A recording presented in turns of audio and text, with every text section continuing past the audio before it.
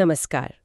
आज हमारे पास जो लेख हैं उनका टाइटल है माया का शून्य बिंदु और ये जीवन, सच और धोखे के बारे में कुछ बहुत गहरे सवाल उठाते हैं। असल में ये हमारी उस चर्चा को आगे बढ़ाते हैं जो हम चेतना और वास्तविकता पर पहले भी कर चुके हैं। बिल्कुल। और अगर किसी को वो पूरा संदर्भ चाहिए तो हमारी प्लेलिस्ट में वो चर्चा मिल जाएगी। और आज का मिशन कह सकते हैं सीधा सा है, ये समझने की कोशिश करना कि जिसे हम अपनी ठोस सच्ची जिंदगी मानते हैं वो असल में है क्या। ये सवाल हजारों साल पुराना है लेकिन आज भी उतना ही ताज़ा है। बिल्कुल। और इसकी शुरुआत एक बड़ी मज़ेदार और गहरी बात से करते हैं जो हमारे कल्चर में ही छुपी है।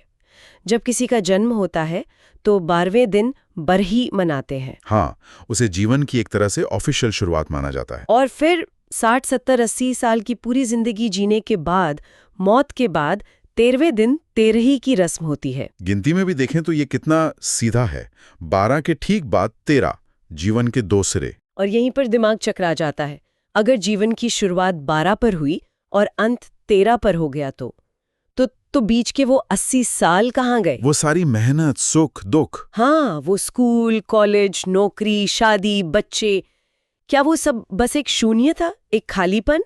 या फिर जैसा कि ये लेख कहते हैं, क्या वो माया थी? इसी गुत्थी वो आज सुलझाने की कोशिश करते हैं। ये सोचना ही कितना अजीब है ना, बहुत अजीब। कि हमारी सारी मेहनत, सारे रिश्ते, सारी यादें एक आध्यात्मिक नजरिए से बस 2 रस्मों के बीच का एक खालीपन हो सकता है। ये तो इंसान को पूरी तरह से हिला देने वाला विचार है। हम जिसे अपनी जिंदगी का इतना लंबा सफर समझ रहे हैं, हो सकता है वो बस एक पलक झपकने जितना हो। और यहीं पर माया का कॉन्सेप्ट आता है। सोर्स इसे सिर्फ एक भ्रम या धोखा नहीं कह रहे। अच्छा? माया एक ऐसी ताकत है जो पैमाने को बदल देती है, मतलब स्केल को डिस्टॉर्ट कर देती है। हमारे लिए 80 साल बहुत लंबा समय है, लेकिन उस ब्रह्मांडीय चेतना के लिए शायद ये एक पल भी ना हो। माया का असली काम यही है, एक बहुत लंबे घटनाओं से भरे जीवन को एक पल जैसा महसूस करा देना। मतलब ये समय के एहसास का खेल है। बिल्कुल। ये समय और अनुभव की हमारी जो व्यक्तिगत धारणा है उस पर ही सवाल खड़ा कर देता है। जिसे हम ठोस हकीकत मानते हैं वो शायद चेतना की एक बहुत ही अस्थायी अवस्था है। अच्छा, तो अगर ये सब माया का खेल है तो ये काम कैसे करती है? स्रोतों में एक बहुत ही कमाल का मॉडर्न उदाहरण दिया गया है जो मुझे बहुत पसंद आया। माया का डिस्को? हाँ। हाँ, ये आज की पीढ़ी को भी आसानी से समझ में आ जाता है और इसमें एक बहुत गहरा दर्शन छुपा है। इसे गायक बादशाह के एक गाने से जोड़ा गया है। हमें नाचने का शौक था, उसे नचाना आता था। चलिए इसे खोलकर समझते हैं। पहला हिस्सा, हमें नाचने का शौक था। इसका क्या मतलब है? इसका मतलब है जीवात्मा की इच्छा। स्रोत कहते हैं कि आत्मा इस दुनिया में खाली हाथ नहीं आती। वो अपने साथ वासनाओं और इच्छाओं की एक लंबी चौड़ी लिस्ट लेकर आती है। जैसे मुझे मशहूर होना है, मुझे बहुत पैसा कमाना है, मुझे सबसे सुंदर साथी चाहिए, मुझे दुनिया घूमनी है। ये सब अलग अलग तरह के नाचने के शौक हैं। तो हम खुद ही इस डांस फ्लोर पे आना चाहते हैं, कोई हमें जबरदस्ती नहीं भेज रहा। नहीं, हमारा शौक ही हमें बार बार जन्म लेने पर मजबूर करता है। लेकिन एक मिनट, ये शौक आता कहाँ से है? क्या हम इसे चुनते हैं? ये गहरा सवाल है। स्रोत के अनुसार ये अधूरे अनुभवों और इच्छाओं का नतीजा है जो पिछले जन्मों से हमारे साथ चलती आ रही हैं। अच्छा। आत्मा को लगता है कि इन चीजों को भोगने से उसे स्थायी खुशी या संतुष्टि मिलेगी। यही मूल कारण है इस नाचने के शौक का। ठीक है, अब आते हैं दूसरे हिस्से पर। उसे नचाना आता था। यहाँ उसे का मतलब है माया। तो माया एक डीजे या कोरियोग्राफर की तरह। कोरियोग्राफर की तरह। और ये कोई आम कोरियोग्राफी नहीं है, ये एकदम पर्सनल है। पर्सनल? कैसे? माया जानती है कि किस आत्मा की क्या कमजोरी है, किसकी क्या इच्छा है और उसे किस धुन पर नचाना है। मतलब हर किसी के लिए एक अलग गाना? बिल्कुल। स्रोत में उदाहरण भी हैं। अगर किसी को पैसे का शौक है तो माया उसे लालच और असुरक्षा की धुन पर नचाएगी। कभी पैसा देकर ऊपर उठाएगी, कभी छीनकर नीचे गिराएगी। सही। और अगर किसी को इज्जत का शौक है तो उसे मान अपमान के डर की धुन पर नचाएगी। हर आत्मा के लिए एक कस्टम मेड गाना, एक अलग डांस स्टेप। वाह। और लेख में एक लाइन है जो दिमाग में अटक जाती है कि माया के पास अनंत जन्मों की प्लेलिस्ट तैयार है। मतलब जब तक हमारा नाचने का शौक खत्म नहीं होता उसके पास गाने खत्म नहीं होंगे। इसका मतलब तो ये हुआ कि हम एक ही तरह की गलतियां बार बार दोहराते रहते हैं, बस गाने बदलते रहते हैं। हाँ, पैटर्न वही लेता है, बस परिस्थितियां और चेहरे बदल जाते हैं। लेकिन इस पूरी व्यवस्था का सबसे जरूरी हिस्सा तीसरा है। वो क्या है? ये सब बादशाह के आदेश से हो रहा है। यहाँ बादशाह का मतलब है वो परम शक्ति, ईश्वर। और ये एक तरह की आजादी है। ईश्वर ने माया को छूट दी है। जो भी अपनी इच्छा से नाचना चाहता है उसे नचाओ। उसे तब तक नचाओ? उसे तब तक नचाओ जब तक वो खुद थक कर चूर न हो जाए। और ये थकावट शरीर की नहीं, इच्छाओं की थकावट है। अच्छा। जब तक आत्मा खुद हाथ जोड़ के ये ना कह दे कि बस अब और नहीं नाचना, अब मुझे शांति चाहिए, मुझे इस डांस फ्लोर से बाहर निकालो, तब तक ये नाच चलता रहेगा। तो मतलब बादशाह अनजाने में वेदांत पर गाना लिख रहे थे। कमाल है, कह सकते हैं। हाँ। अच्छा, अगर ये जीवन एक डिस्को है जहां कोई और हमें नचा रहा है, तो ये एक तरह से हमारे काबू से बाहर लगता है। ठीक वैसे ही जैसे कोई सपना जिसमें हम बस एक किरदार होते हैं। क्या हमारा जीवन भी एक ऐसा ही सपना हो सकता है? आपने बिल्कुल सही कनेक्शन जोड़ा।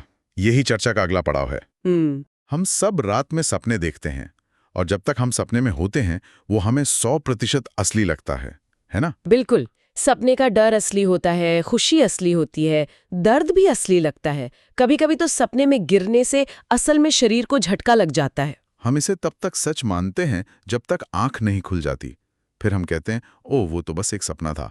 तो सोर्स यही सवाल पूछता है कि हम इस बड़े सपने से कब जागेंगे? और विचार इससे भी कह सकते हैं गहरा है। अच्छा। स्रोत के अनुसार हमारी ये वर्तमान वास्तविकता, जिसे हम जागृत अवस्था कहते हैं, हाँ, वेकिंग स्टेट, वो असल में ईश्वर का जागृत स्वप्न है। जागृत स्वप्न? सोचिए, जिसे हम सपना देखते हैं तो उसमें हर पेड़, हर रास्ता, हर इंसान, हर दुश्मन, सब कुछ हम ही बनाते हैं। हमारे मन की रचना होती है। बिल्कुल। उस सपने के ईश्वर हम खुद होते हैं। अच्छा। और ठीक उसी तरह इस बड़ी दुनिया के, इस जागृत सपने के निर्माता वो परम शक्ति है। हम सब उस बड़े सपने के किरदार हैं। बिल्कुल। और मजे की बात यह है कि हम खुद एक सपने में जी रहे हैं, और उसके अंदर हम और भी छोटे छोटे सपने बुनते रहते हैं। जैसे कि फिल्में देखना, ओटीटी शो में खो जाना, घंटों तक सोशल मीडिया पर किसी और की नकली जिंदगी को देखना। ये तो सपने के अंदर सपना, उसके अंदर एक और सपना, एक अंतहीन सिलसिला है। ये तो इंसेप्शन मूवी जैसा हो गया। हाँ, काफी हद तक। इससे एक सवाल दिमाग में आता है, जैसा स्रोत में भी पूछा गया है, क्या होगा अगर ईश्वर हमें रात वाले सपने में ही फंसा दे? अगर हम उस सपने से कभी जागे ही नहीं? तो कुछ समय बाद वो सपना ही हमें उतना वास्तविक और ठोस लगने लगेगा जितना ये जीवन अभी लग रहा है। हम उसी के नियमों, उसी की फिजिक्स के आदी हो जाएंगे, और हम भूल जाएंगे कि हम कभी किसी और असली दुनिया में थे। ये सोचने में भी डरावना है। इन सारे उलझे हुए विचारों को समझाने के लिए हमारे स्रोतों में राजा जनक की एक बहुत अच्छी कहानी दी गई है। हाँ, राजा जनक, जिन्हें एक ज्ञानी राजा माना जाता था, उन्हें विदेह भी कहा जाता था। एक मिनट, विदेह का मतलब क्या है? मतलब वो अपने शरीर को महसूस नहीं करते थे, या इसका कोई और गहरा मतलब है? इसका गहरा मतलब है विदेह, यानी जो देह में रहते हुए भी देह से परे है। अच्छा। इसका मतलब है कि वो दुनिया के सारे काम करते थे, एक राजा की सारी जिम्मेदारियां निभाते थे, लेकिन अंदर से वो इस बात को लेकर पूरी तरह सजग थे कि मैं ये शरीर नहीं हूं। मैं वो चेतना हूं जो इस शरीर का अनुभव कर रही है। बिल्कुल। वो दुनिया में थे, पर दुनिया उन पर हावी नहीं थी। समझ गई। तो ऐसे ज्ञानी राजा जनक एक रात सपना देखते हैं कि उनका राजपाट सब छिन गया है।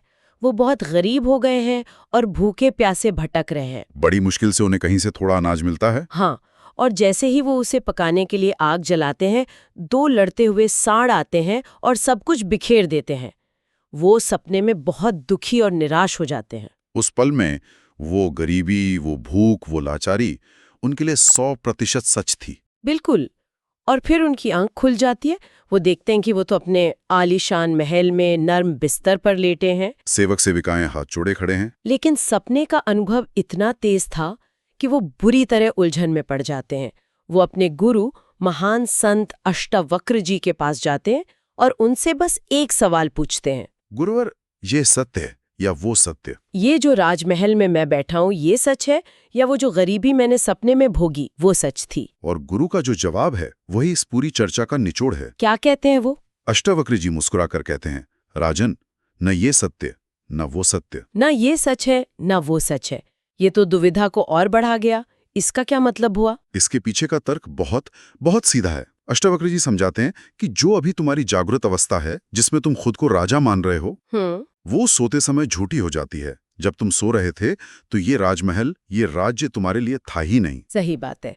और जो सपना मैं देख रही थी, जिसमें मैं खुद को गरीब मान रही थी, वो जागने पर झूठा हो गया। इसका मतलब ये हुआ कि दोनों ही अवस्थाएं, जागने की और सपने की, एक दूसरे पर निर्भर हैं। एक के होने पर दूसरी नहीं होती। इसलिए दोनों में से कोई भी परम सत्य नहीं हो सकती। परम सत्य तो वो है जो कभी नहीं बदलता, जो जागने पर भी मौजूद है, सपने में भी मौजूद और है। गहरी नींद में भी मौजूद है। वो है देखने वाला, यानी वो चेतना जो इन दोनों अवस्थाओं का अनुभव करती है। तो इसका सार ये है कि हमारे आज के सबसे बड़े सुख या दुख उतने ही अस्थायी हो सकते हैं जितनी कल रात देखे सपने की खुशी या डर। बिल्कुल। ये हमें अपनी समस्याओं को एक अलग, कम भारी नजरिए से देखने की शक्ति देता है। आपने बिल्कुल सही समझा। यही इसका व्यवहारिक पहलू है। तो बरहितेरी के उस विरोधाभास से लेकर माया के डिस्को की मॉडर्न कल्पना तक, और फिर सपने के अंदर सपने के विचार से होते हुए राजा जनक की दुविधा तक, इन स्रोतों ने वाकई वास्तविकता के बारे में हमारी पूरी समझ को हिलाकर रख दिया है। अगर हम पूरी बातचीत का निचोड़ निकालें तो वो ये है कि जिसे हम एक ठोस, स्थिर और इकलौती हकीकत समझते हैं, वो शायद चेतना की एक अस्थायी और बदलती हुई अवस्था है। एक ऐसी अवस्था जो हमारी अपनी ही इच्छाओं से चलती है और एक बहुत बड़ी ब्रह्मांडीय शक्ति उसे चला रही है। ये हमें अपने जीवन के हर अनुभव को, चाहे वो अच्छा हो या बुरा, एक नए नजरिए से देखने के लिए मजबूर करता है। शायद हमें किसी भी चीज को बहुत ज्यादा गंभीरता से लेने की जरूरत नहीं है। बिल्कुल। शायद ये सब एक बड़ा नाटक या एक लंबा सपना ही है और हम सब इसमें अपना अपना किरदार निभा रहे हैं।